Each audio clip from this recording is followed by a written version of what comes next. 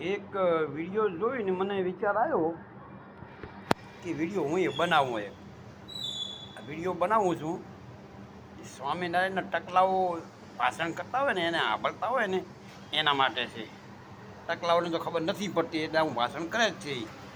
આના નથી ખબર પડતી એ સાંભળે રહ્યા, એમને એથી નથી ખબર પડતી તારે સાંભળે રહ્યા. આવા ભગવાનની અપકીર્તિ સંત કેને કેવો ખબર પડે છે? સંતે એને કહેવાય કે જેને માથા આપે.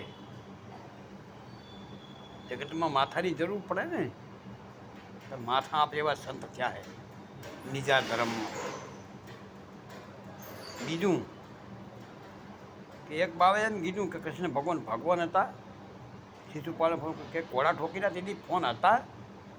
બીજા બાવે એમ કીધું હતું કે શંકર ભગવાન અમારા સ્વામીને પજા લાગે, એ ઘોડા ઠોકીના તારો બાપ શિવ કોણ તને ખબર છે? શિવલિંગ છે તારો સ્વામિનારાયણ. ત્યાં તો હેમાંથી થયો છે, તારી વાત નહીં. તું તો અંજેક્શનથી થયો છે, તું શિવલિંગ લિંગથી નથી થતું, તું અંજેક્શનથી જ પેદા થયેલો. તેમાં તું આવી વાત કરે. આવું કંઈક ક્યાં ખબર પડે તને? ગુરુ મળ્યા હોત આગળ, ન કે ડાપણ ના ઠોકતો. જય ભગવાન, જય ગુરુદેવ.